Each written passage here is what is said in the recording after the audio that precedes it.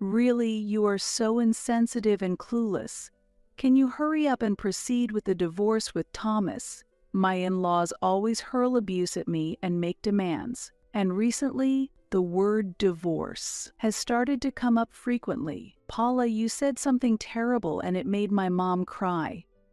I care about my mom, so if you can't get along with her, I seriously think we should consider divorce. There's no way that mother-in-law cried because of me. Thomas casually lies about such clear falsehoods. I was fed up with it. Wait, why is everyone living in my apartment looking at me? You wouldn't think these are the same people who always talk about divorce. It's always the same pattern. They only bring up the word daughter-in-law when it suits them. Since you married into this family, you should take care of us, including finances and a place to live, because you are the daughter-in-law.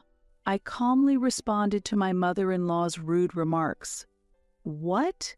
I'm not married? You know. Even they looked surprised. All three looked like deer caught in headlights, totally dumbstruck. What? What? I didn't say anything wrong because it was the truth. Meeting Thomas at a place where I was supposed to find happiness may have been my mistake. Was it fun for them to deceive someone like me? A naive and foolish woman in her 40s who mistook their feigned kindness for affection? They used me like a slave, demanding money. Had they ever seen such lowly figures reflected in the mirror? Their laughter sounded like the loud cackles of demons. I hope they continue laughing as they go to hell. I hope they suffer greatly. I will never forgive them. My name is Paula Miller, a 40-year-old housewife. Last year, in my late 30s, I married Thomas, whom I met at a matchmaking party. Invited by a friend of the same age, it was my first time attending such an event, and I was quite nervous. At the party, we had a short time frame to converse with each man. This was the perfect opportunity to showcase myself, but I was bad at talking. I struggled to find the right words and ended up wasting the time without making much of an impression. I might not be cut out for marriage. Just when I began to think this, the last person to appear before me was Thomas, who was the same age as me. Though not particularly handsome, his gentle demeanor and warm smile eased the tension that had built up. It's nerve-wracking to be here, isn't it? I'm not used to this either. Saying this, Thomas gave a shy smile. Other male participants were accustomed to these parties and would quickly throw questions, even within the limited time.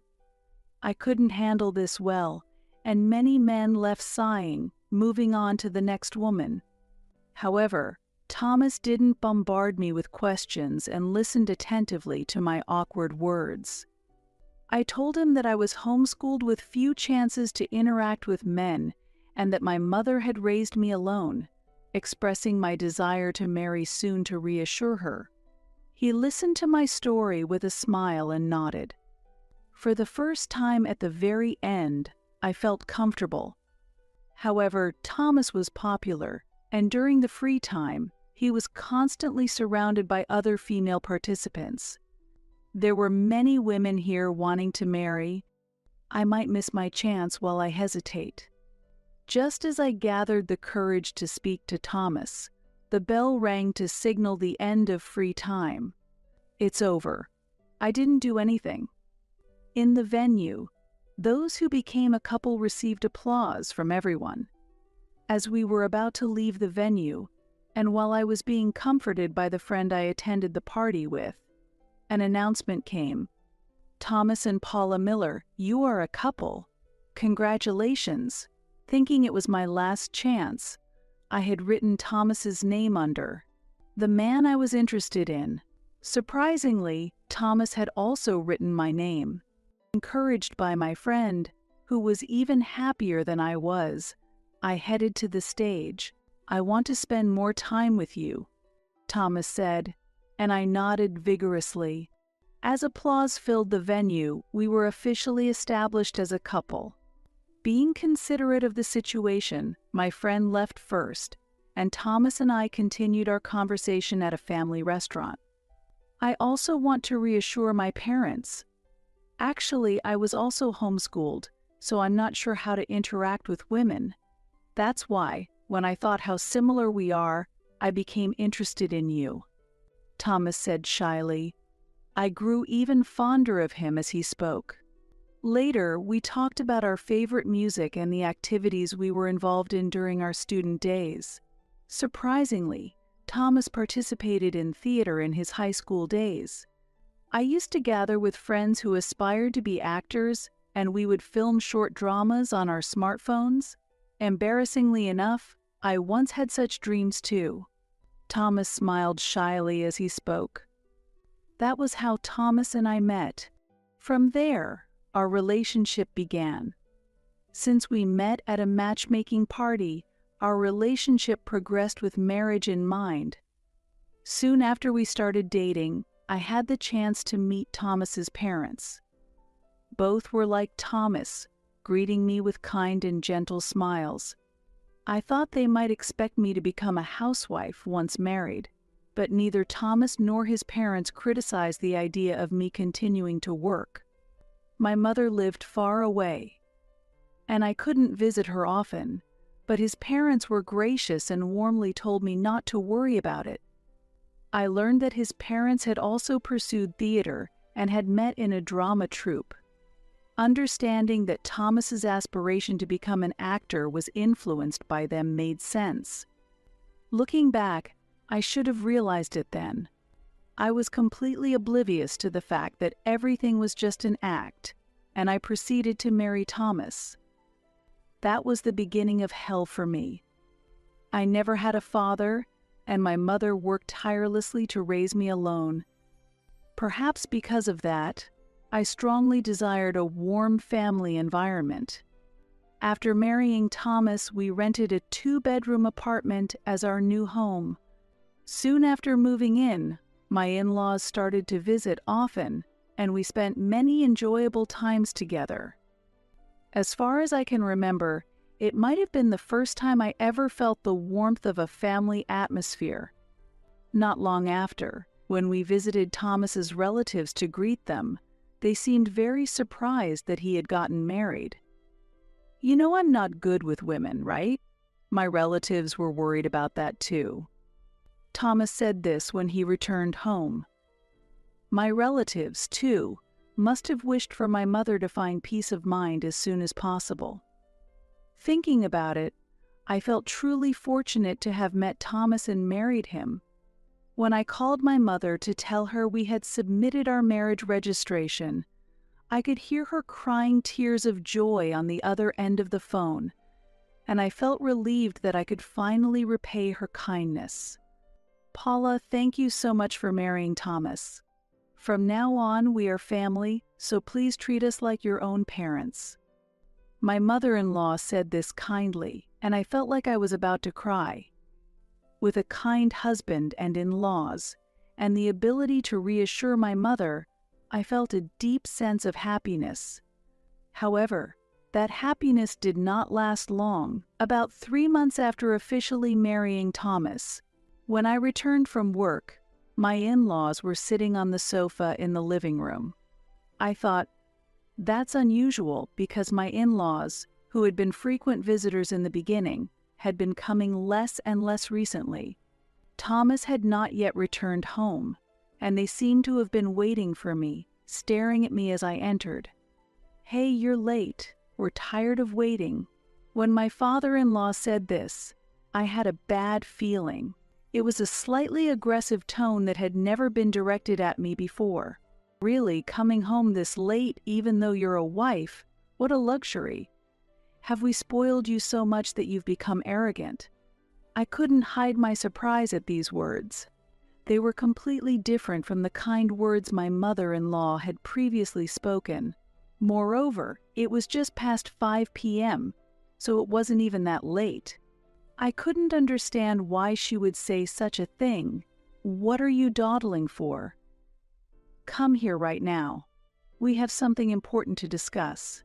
Following my mother-in-law's directive, I attempted to sit on an empty spot on the sofa. Hey, who gave you permission to sit? A wife isn't allowed to sit like that. I was scolded for standing and yelled at for trying to sit.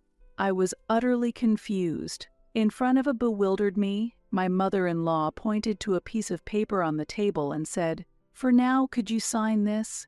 Looking at the paper, I was shocked once again. It was unmistakably a divorce form. What? A divorce form? Why? We just got married. My mind was filled with question marks. I couldn't simply reply okay to the demand to just sign the papers. As I grew increasingly confused, my mother-in-law said, "It's good that you're such a feather-brained daughter-in-law. It was easy to deceive you with our acting. Where did you think such generous in-laws existed? Be happy that you got to enjoy a little bit of happiness. Playing a good mother-in-law is tiring." She then sat down on the sofa and lit a cigarette. I was witnessing a side of my mother-in-law I had never seen before. Even when I was told it was all an act, I couldn't quite believe it. I had never imagined that the kindness and fun times of the past few months were all a performance. As I struggled to understand, my father-in-law said irritably, "Get it through your head already. You're really stupid. It was all an act." The relatives always laughed at Thomas, saying he could never get married. They said they'd give him $10,000 if he managed to get married, so we married him off. Everyone was so surprised. We got the $10,000 and ideally, we wouldn't need you anymore. My father-in-law explained that they were told they might have to return the money to the relatives if they divorced too soon, so they planned to keep the marriage going for the time being. Why they were trying to get me to sign a divorce form was beyond me. The divorce form is just in case. If it weren't for the financial issues, I'd want to divorce you right away. I don't want to leave my beloved son with such a foolish daughter-in-law. Does Thomas know about this? Is he also part of this act? While I was trying to calm down and think, my mother-in-law pushed the divorce form towards me. Looking closely, Thomas's name was already filled in. Did he write it himself? "Paula, if you understand, then don't just stand there, start preparing dinner. Thomas will be home soon. Make sure you prepare enough for us too. Don't be lazy. Treat us like your real family, will you?" Laughs. My mother-in-law laughed maliciously while smoking her cigarette. "I want a thick steak tonight. If we don't have any, go out and buy some right away." My father-in-law commanded, almost as if chasing away an animal. Unable to retort, I left the living room, clutching the divorce form and shoving it into my pocket. The kind in-laws I knew before were just an illusion. When I realized that the past 3 months of happiness had all been just an illusion, my heart filled with sadness and frustration. Wiping away tears, I left the house to go shopping. Thomas returned home while I was cooking the thick cuts of meat I had bought, which his parents were eating. "Thomas, welcome back. Paula has really outdone herself, making us eat such cheap meat. This is why children raised by single mothers are no good. They have no sense of taste." While complaining, my mother-in-law continued eating the meat. Even though she called it cheap, for me, it was quite expensive. It felt like they were belittling my mother, and it upset me. While I was feeling conflicted, Thomas kindly said in his usual gentle tone, "Hey, that looks delicious. Paula, can I have some too?" Seeing my visibly relieved expression, Thomas looked back at me curiously. My mother-in-law silently gave me a look that seemed to say, "Don't say anything unnecessary." I decided to wait and see a little longer, and began to cook meat for Thomas. Although I was relieved that Thomas seemed his usual self, knowing the true nature of his parents now made future interactions with them dreadfully depressing. Did he really marry me just for financial reasons? At the very least, I wanted to believe that Thomas genuinely chose me. That's when I remembered the divorce form I had stuffed in my pocket. Did Thomas really fill it out himself? I hadn't confirmed it yet, but considering the situation, It's possible that one of his parents had filled it in. If Thomas was unaware, that divorce form should be invalid. If that's the case, it might even lead to legal issues. Why are his parents so desperate to see us divorced?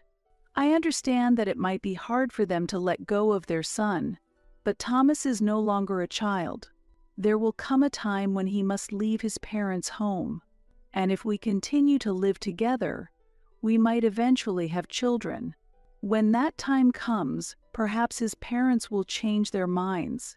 Also, if I can prove myself as a capable daughter-in-law, they might come to accept me. Thinking this, a glimmer of hope began to appear in my heart. "All right, I'll try a little harder," I murmured quietly as I cooked the meat for Thomas. However, after that day, the attitude of my in-laws continued to deteriorate. I had continued working after getting married but had adjusted my hours to be shorter. My in-laws started timing their visits to be just before Thomas came home, ensuring they had a few hours at our place. Thomas trusted his parents, so they had a key to our house. This allowed them free access to come and go as they pleased. Honestly, their frequent visits were troubling. However, I don't own anything expensive, and I always carry my valuables with me, so I reluctantly allowed them to enter. Every time they visited, they would complain, "How rude of you to make our son live in such a small, old apartment. This place feels steeped in poverty. Don't you know there are much nicer houses out there? It's pathetic being born poor, isn't it? I wish we had a prettier daughter-in-law. Looking at you doesn't provide any relief to the eyes." They would grumble about the apartment and me. "We live in this apartment because it fits our financial situation. Thomas's income isn't as high as his parents think. Even combined with mine, it's just enough for us to live a decent life." However, due to his pride, Thomas hasn't been able to disclose this to his parents. Not only do his parents frequently complain about me, but they also use me as an errand runner. On weekends, they force me to clean their house and tend their garden, insisting, "Don't complain, it's a daughter-in-law's duty." I feel more like a servant than a daughter-in-law. Despite this, driven by a desire to be accepted by them, I had willingly taken on any chore they had asked of me. There were many times I wanted to complain to Thomas, but since these were important people to him, I kept my feelings to myself. This situation had been ongoing for several months. It was almost a year since Thomas and I got married, but his parents' attitude hadn't changed. To them, I was merely a servant. Our house wasn't far from his parents, and they made unreasonable demands at all hours, early in the morning or late at night. Often, these tasks, like changing a light bulb or removing a bug from the house, were things they could easily do themselves. If I showed even a hint of displeasure, they would threaten and say, "We're old. What if we get hurt doing these things? If we get injured, we'll scream that the daughter-in-law abused us," displaying a childish and shallow attitude. To avoid escalating the issue, I just quietly complied with their demands. Thomas was my only support, but the time he spent at home had significantly decreased since the harassment from his parents began a few months ago. He said it's because his responsibilities at work had increased, leading to more business trips and overtime. "I'm sorry I have to leave the house so often. Please take care of Mom and Dad," Thomas told me before leaving. Seeing this as an opportunity, his parents had become even more demanding.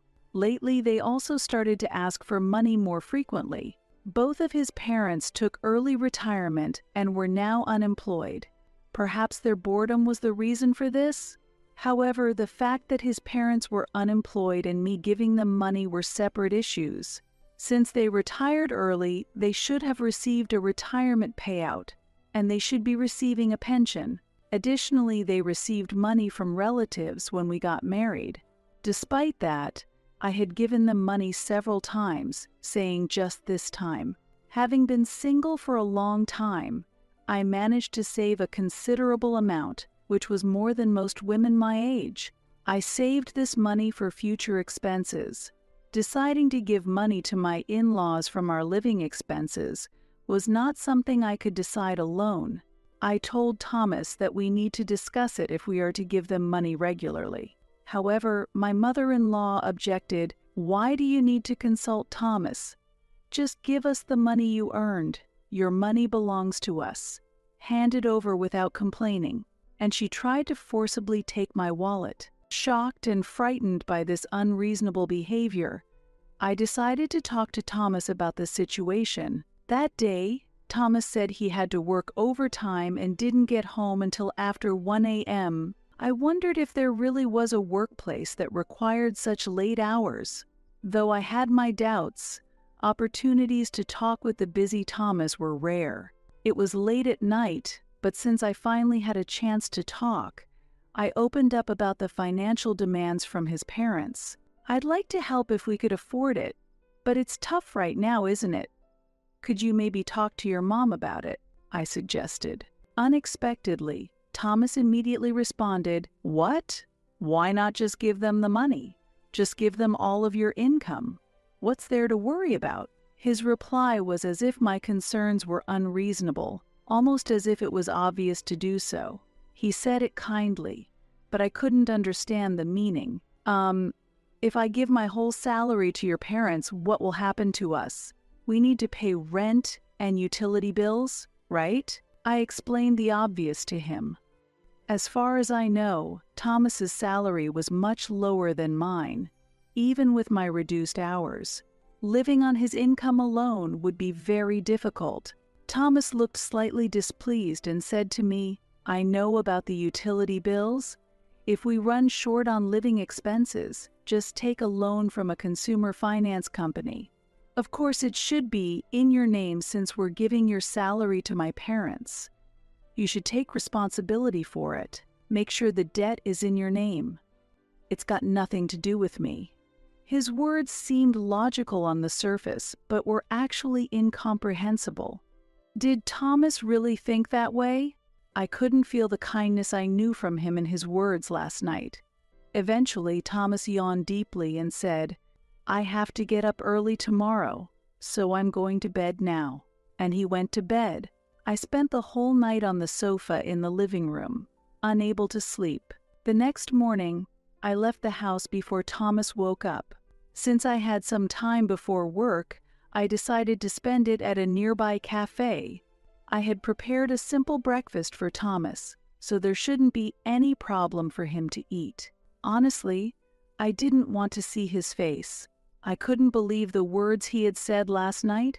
He spoke so calmly, it made me doubt myself. I couldn't understand what Thomas was thinking, and I felt anxious about what would happen next. We need to have a proper discussion. I left the house this morning as if I was running away, but I resolved to face my relationship with Thomas squarely. Though I was sleepy from lack of sleep, flipping this mental switch helped me focus on work. After leaving the cafe, I went to the office and spent the day there.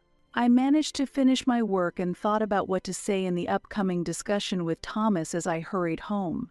I'm not good at expressing myself, so I wanted to organize my thoughts in advance. I hoped that my in-laws wouldn't come over tonight. Their presence tended to complicate things. When I reached the apartment and tried to unlock the door, something fell off. The door was already unlocked. My in-laws might have already arrived. I intended to ask them to leave today, and opened the door. Instead of my in-laws, I saw unfamiliar shoes in the entryway. They were Thomas's shoes. He usually came home later than me or had to work late into the night, but it seemed he had come home early today. With a heavy heart, I took off my shoes and headed toward the living room. From there, I could hear Thomas and his parents chatting happily. They seemed to be enjoying themselves with drinks. Thomas's voice sounded cheerier than usual as he said, "A simple-minded wife is the best. From now on, I'll be giving all of Paula's salary to you, Mom and Dad. Paula just accepts whatever I say." Hearing this, his parents laughed loudly. Children from poor families will believe anything if you're just a bit kind to them.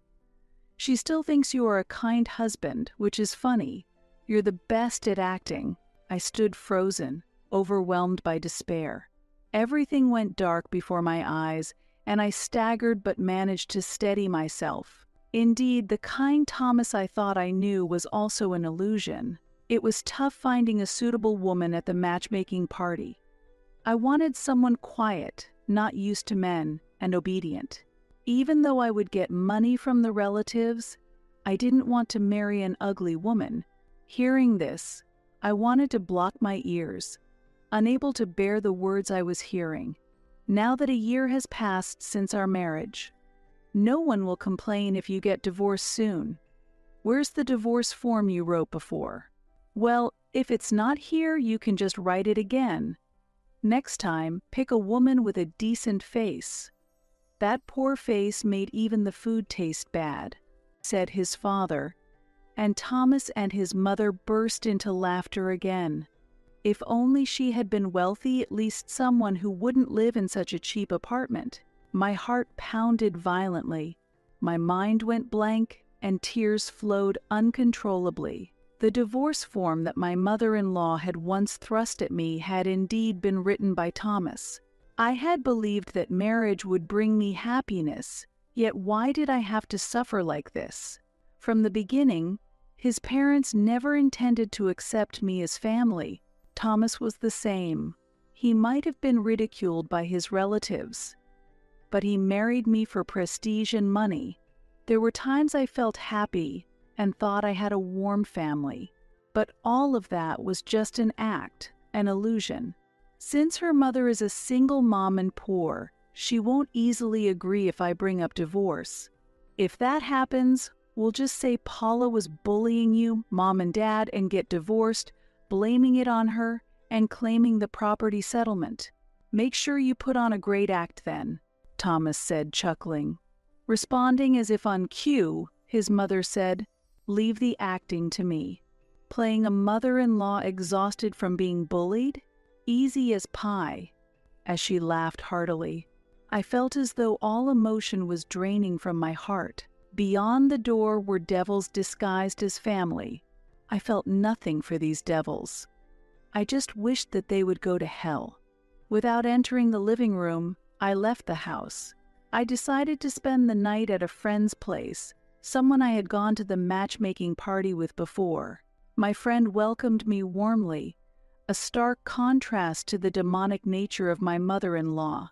Meeting Thomas at a place where I was supposed to find happiness may have been my mistake. Was it fun for them to deceive someone like me, a naive and foolish woman in her 40s who mistook their feigned kindness for affection? They used me like a slave, demanding money. Had they ever seen such lowly figures reflected in the mirror? Their laughter sounded like the loud cackles of demons. I hope they continue laughing as they go to hell. I hope they suffer greatly. I will never forgive them. The next morning, I left my friend's place and went straight to work. Thomas showed no reaction to the fact that I didn't come home last night. No calls, no messages. Perhaps he's always been that kind of person. I just hadn't realized it, because there had never been a night when I didn't come home. It took a year, but I'm glad I learned the truth. Now that I know that Thomas and his parents are the worst kind of people, I can deal with them without mercy. After finishing my work that day, I returned to the apartment as if nothing had happened. The living room was still cluttered with the bottles and cans from their drinking the night before, along with bags of snacks and piles of leftover food. I cleaned up quietly, feeling nothing. Thomas didn't come home until after 11 p.m. Without saying anything, I simply headed to my room. The next evening, when my in-laws came over and found me, they demanded as if they had spotted prey, "Hey, we want pizza today. Order from that expensive place near the station, and you pay for it. Your money is already family money." Looking at my mother-in-law's greedy expression, I thought to myself, what a greedy and repulsive face. Even after ordering the pizza, they said, Hey, don't you dare eat any. You eating it would ruin the taste of the pizza. If the taste of the pizza feels off, perhaps it's your taste that's the issue, I thought to myself, but I didn't voice this. I certainly didn't want to look at my wrinkled, unclean father-in-law's face either. Paula, could you leave us alone? We want to eat just as a family today, Thomas said with a sinister smile. He might still think I'm fooled by his act.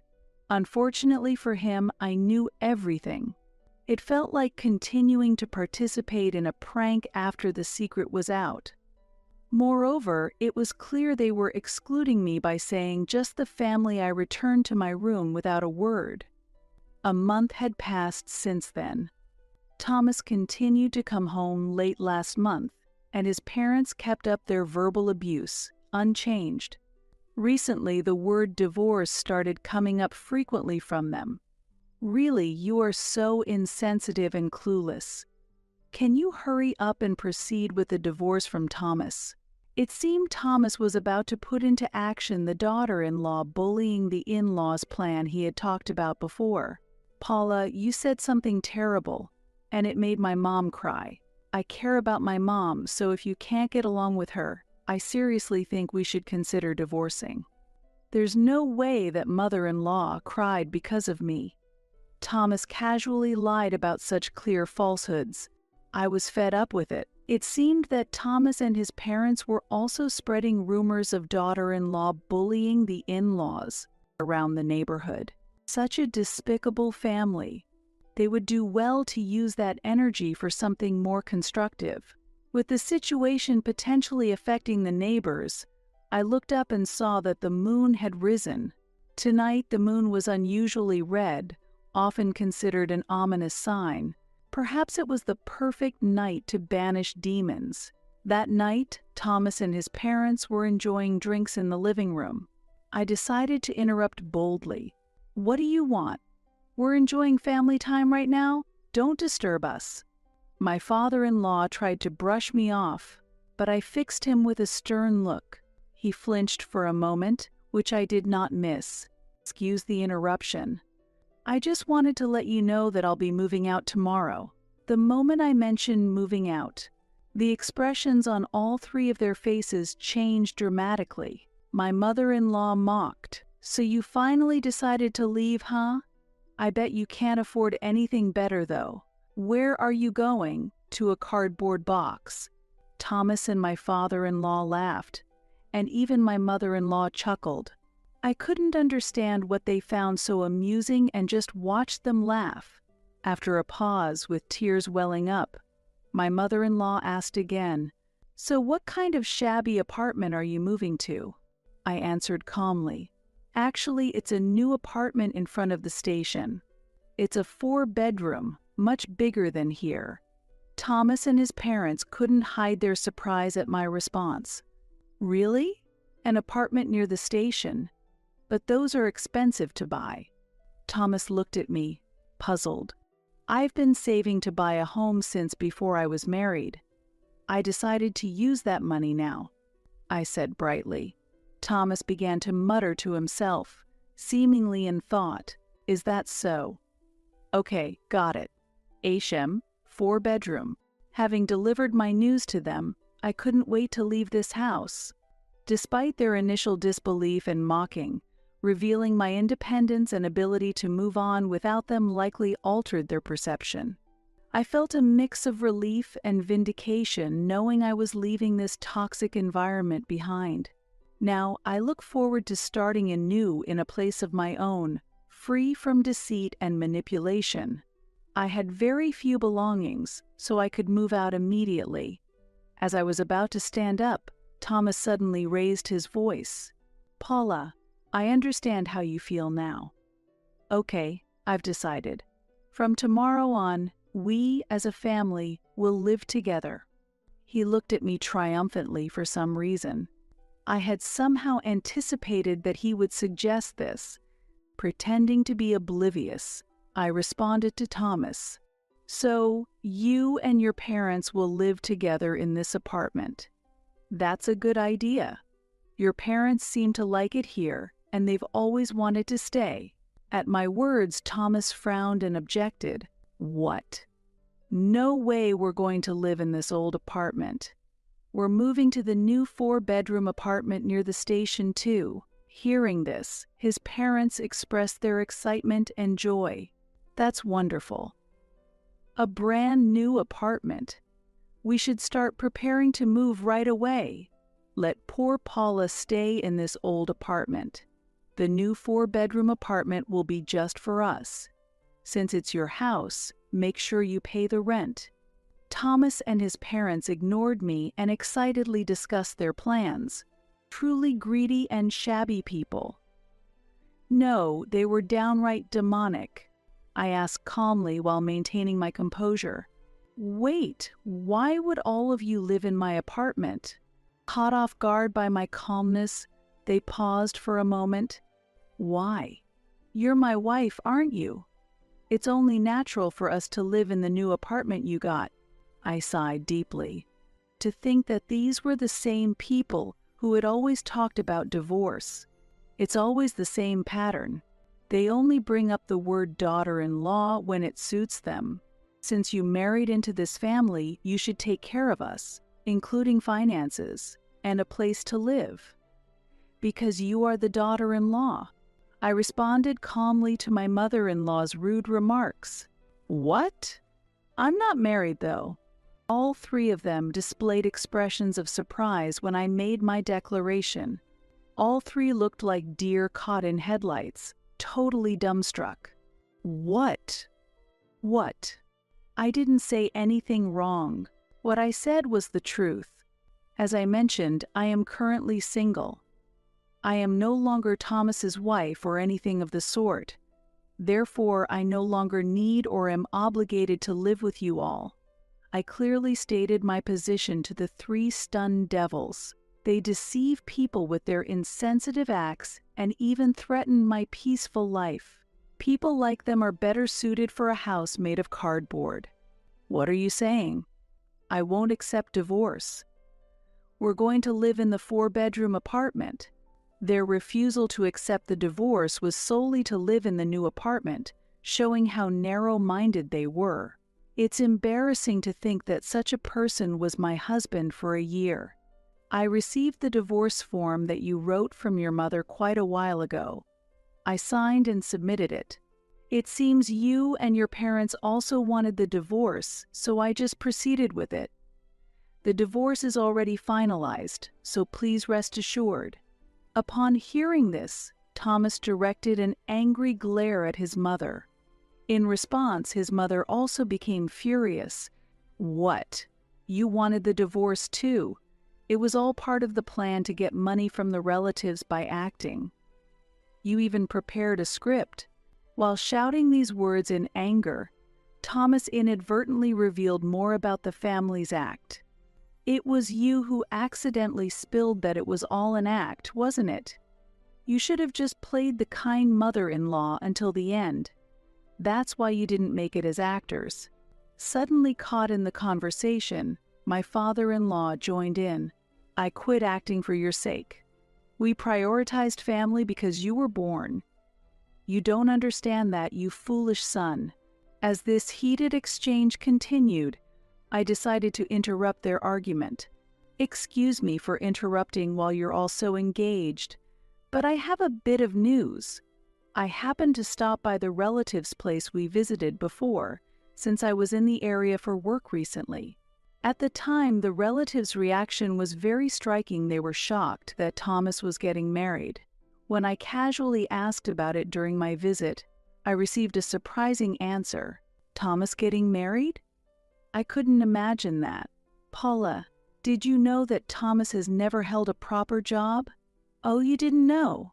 The relative kindly explained the situation. Since graduating from university, Thomas has been going to the casino almost every day. Sometimes he's there from morning till evening. His parents also love the casino, and the whole family has early drink sessions when they win. Oh, you thought he's been working overtime because he's in a responsible position at his company? That could be because he's trying out new machines or visiting new casinos far away.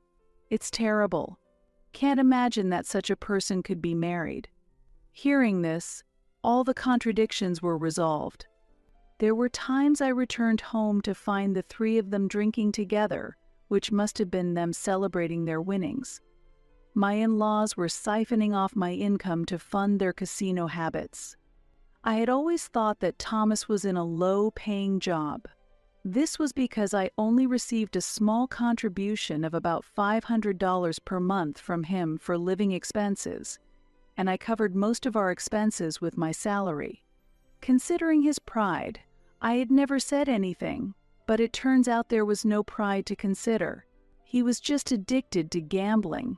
I am grateful to the relatives for providing me with such crucial information. Thus, I made sure to share the truth with them as well, that this marriage was entirely fabricated and that I was married for financial reasons. The relatives were very angry and said they would demand the immediate return of any money they had paid. Hearing this, Thomas and his parents turned pale with shock. After a while, the fiery-tempered mother-in-law attempted to retort. However, I continued speaking. By the way, about the rumors of daughter-in-law abusing the in-laws that you've spread around the neighborhood, it turns out that nobody actually believed those stories. In fact, they felt uncomfortable when hearing such rumors were being spread. Your voices berating me were well known around the neighborhood. I said this with a smile. My mother-in-law, trying to argue, was at a loss for words once again. Feeling a sense of satisfaction, I decided to use this moment to bring up even more important matters. There's something even more important we need to discuss. Although I expect to hear from my lawyer soon, I'll give you an overview now. Thomas, you will be facing claims for a division of assets based on your infidelity. Upon hearing my words, Thomas shuddered in surprise. He must have thought he would never be caught. I heard from a friend who was with us at the matchmaking party. Despite being married, you've been showing up at various matchmaking events almost every day. She even took pictures of you going to a hotel with a woman you met there. While you're trying to push forward with our divorce, you're also looking for your next partner. Your approach is quite careless, isn't it? I've already informed the organizers of the parties that you are married, so you can expect a significant penalty. Upon hearing this, Thomas collapsed to the floor. He held his head, muttering in panic, "What a foolish sight. Why would you make such a mistake? I told you to do it without getting caught." His mother said coldly, "By the way, mother-in-law, father-in-law, I will be seeking compensation from you as well." At this, his parents visibly shook. "Why would you do that? We did everything to make you family. We married our precious son to you, who came from a poor family. Instead of being grateful, you're demanding money from us. That's unreasonable." His father yelled furiously. Still that much energy left? His loud voice was likely heard throughout the neighborhood. It's surprising to hear my father-in-law use the word unreasonable, especially when he himself had taken so many unreasonable actions. On a friend's advice, I had a voice recorder installed in the room for the past month. Your verbal abuse towards me might be legally problematic. I have ample evidence for charges like insult, defamation, and threats. My lawyer will explain the details. Also, recording these conversations is not illegal, so you cannot contest it. Upon hearing this explanation, my father-in-law finally quieted down. In the end, they were just greedy, facade-maintaining gambling addicts.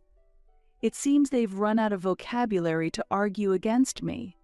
As I was about to leave the room, Thomas muttered in a faint voice, "Division. What about the division of property? Isn't half of that apartment mine?